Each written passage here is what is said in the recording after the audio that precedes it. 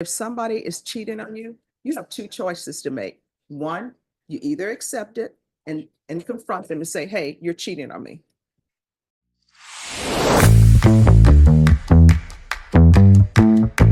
Welcome back to another day in Judge Boyd's courtroom where heartbreak, betrayal, and justice collide. Today, we're diving into not one, but two shocking cases. First up, Samantha Guadama, who stands accused of a crime that started with jealousy and spiraled into a costly act of vandalism. What begins as a fight over love turns into thousands of dollars in restitution, jail time, and a powerful lesson from the bench. But just when you think the drama is over, the second case hits even harder. A 32-year-old woman charged with stealing a car, caught red-handed behind the wheel, and now facing serious jail time while her kids are left in someone else's care. These cases aren't just about broken laws, they're about broken priorities, broken families, and broken trust. Watch closely, because the judge doesn't just hand down sentences here. She delivers life lessons, cutting straight through excuses with brutal honesty. And let me ask you this. If you caught your partner cheating, would you walk away quietly, or would you be tempted to lash out like Samantha did? Drop your answer in the comments below, because what we're about to witness will make you question what you do in the heat of betrayal. Buckle up, let's get into it. Lower your hand. State your name for the record. Samantha Guadarrama. All right, so why are you keying this guy's car? It was a mistake, and it was. No, it wasn't a mistake. A mistake is you take somebody's umbrella thinking that it's yours because they're both black umbrellas. Keying somebody's car is not a mistake. So why are you keying the car? I was being taunted by my ex about our situation, that we were separating, and he was sending me videos and pictures of just other women and in our own, like in our home, that we lived together during that time and during that night. That's not what the police report says. The police report I'm reading says that the victim in 01 returned from a night out and the victim parked his vehicle in the driveway of 01's residence. While at 01's residence, 01 received an alert on his video camera. 01 looked at his video camera and observed his ex-girlfriend in the driveway of his residence. 01 was speaking with D1 through the camera, you're D1, and D1 believed that another female was at the location, as D1 believed the victim's vehicle, which was parked in the driveway, belonged to a female. Victim in 01 continued watching the video camera and observed D1 walking around victim's vehicle, keying victim's vehicle in the process. This is what I don't understand. So it says in here that you thought that was a female's vehicle. Yes, I don't ma'am. understand why women think that other women owe them any type of loyalty. Why is the go-to for women when they think somebody's cheating on them? Well, let me attack the female. You shouldn't be attacking anybody, honestly. But I don't know why there's this thing, let's destroy the female's vehicle. Maybe he don't want you anymore, or maybe he wants you and the other female. If that's the case, you have choices to make. Either you're going to stay with him and accept the fact that he's cheating on you, or either you're going to leave him. The choice should never be, let me key his car or key the female's car. It's never going to turn out good. Now, I see that you have a son and a daughter. How would you feel if your son ends up dating someone and they become an ex-girlfriend and they won't let go and they end up keying his car? You lose your mind. So here you are out keying somebody's car who doesn't want you, obviously. No, I mean, that's yes or no. Do you understand that? Yes, I did. And so you went to jail? I did. And how long were you in jail?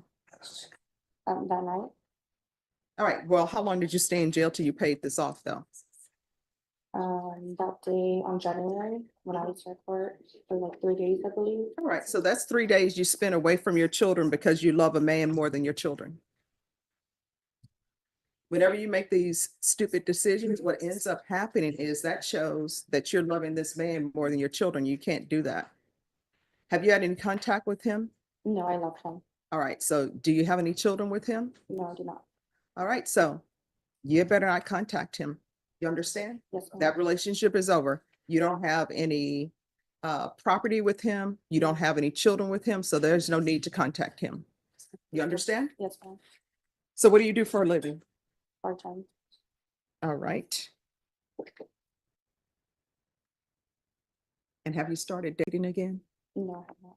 Okay, that's a good thing. You're gonna have to get an orchid. And I tell everybody this who have relationships problems, because orchids teach patience.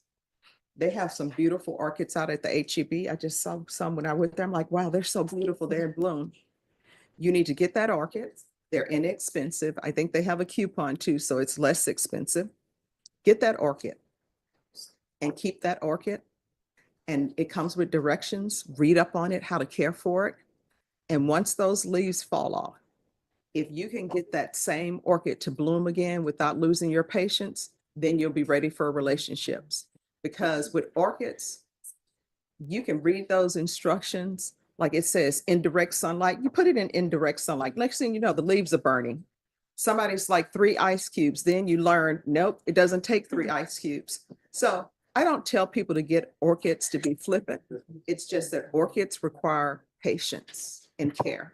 And that's the same thing with relationships. And if somebody is cheating on you, you have 2 choices to make. One, you either accept it and confront them and say, hey, you're cheating on me. And then their choice is to continue to cheat or either say, all right, I'm sorry, I'm not going to do it again. But those are your choices. Your choice is not to go and key some car, because then you end up here. You understand? All right, this is what the court is going to do. There's a $2,000 fine that will be probated. Regular reporting by Zoom or in person. Regular random UAs. There should be 3 years deferred adjudication, 200 hours of community service restitution. I'm going to require parenting classes. Once that's completed, 100 hours will be deemed satisfied. How far did you go in school? I graduated. All right, what do you want? What did you plan to do with the rest of your life? Do you like bartending? Do you No. plan on, what do you want to do? Yeah, I have my real estate license as well. I just haven't used it. Okay. And then there's 100, I'm gonna require anger management. And once that's completed, the remaining 100 hours will be deemed satisfied. There's gonna be field visits 1 time per month for 6 months. And the court will show that the restitution amount of $6,292.70 has been paid in full. We can go off the record. So I put you down for 3 years deferred adjudication. If you complete everything early, I'll consider early termination. Whether you're on for the full 3 years or not is completely up to you and your actions. Do you understand? Yes, ma'am. All right, make better choices. You got children to consider, okay? All right, good luck to you. Thank you, Your Honor. You're welcome. Court is calling 2025 CR 0000487 State versus Alyssa Gonzalez. Can I have parties announced for the record for the state? Defense? Renee Munoz on behalf of Ms. Gonzalez. And are you Ms. Gonzalez? All right, did you understand in count 2, you're charged with unauthorized use of a motor vehicle as a state jail felony? Range of punishment is anywhere from 180 days up to 2 years in the state jail facility and up to a $10,000 fine. Did you understand? Are you proceeding with sentencing? Yes, Your Honor. Anything you wish to say on behalf of your client? Yes, Judge.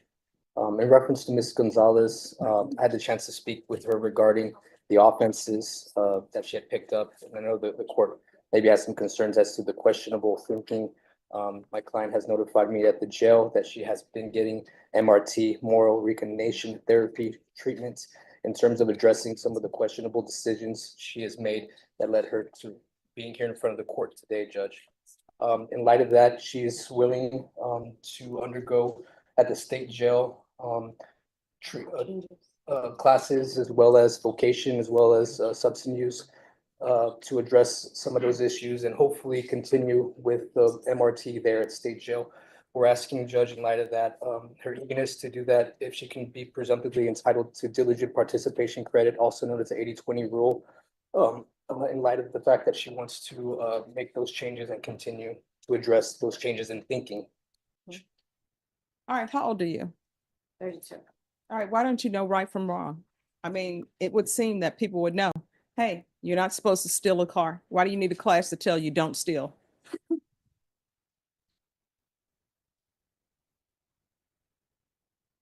Crowd that I was hanging out with. I'm sorry, what? Crowd that I was hanging out with. The crowd that you were hanging out with, let me just tell you, if they were here, they would say, it's the crowd I'm hanging out with. You're in your 30s. You're not a teenager. So again, that doesn't answer my question.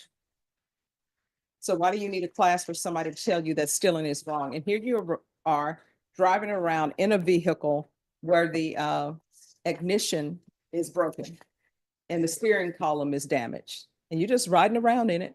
And if the police would not have caught you, you'd still be riding around in it. Do you have children? I'm sorry, a son? How old is he? Two sons. Two sons. How old are they? 13 and 11. All right, and you don't take care of either of them. Somebody else does. My husband wasn't. All right, so you don't take care of any of them. Are you paying child support? If they had to depend on you to survive, they would not survive because you're not paying child support. You're just out here stealing vehicles. All right, court is going to find you guilty. The court is going to sentence you to 1 year in the state jail facility, give you credit for any time served. There's a $2,000 fine. Taking consideration 2025 CR 000472, there's to be restitution of $800 to Orlando Perez, and I'll order the therapeutic community. All right, did you review the document entitled Trial Court Certification of Defendant's Rights to Appeal with your attorney? Did you understand it and sign it? All right, because this is a plea bargain agreement, because I followed your plea bargain agreement, and because you waived your right to appeal, you do not have the court's permission to appeal.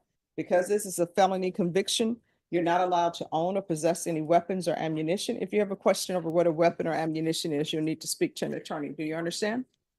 All right, we can go off the record. You need to do better, because right now somebody else is raising your children and you don't have a part in their life whatsoever. And I don't understand why you would need MRT to tell you, I pick up a crime, somebody else is taking care of my children. You understand? All right, good luck to you. Thank you, Your Honor. And there you have it. 2 lives, 2 mistakes, and 2 powerful reminders of how choices can shape your future. Samantha Guadama walked away with probation, classes, and a hefty lesson in patience. The orchid metaphor from Judge Boyd will stick with her far longer than any fine. But Alyssa Gonzalez? Her path leads to state jail time, restitution, and the harsh reality that her actions left her children behind.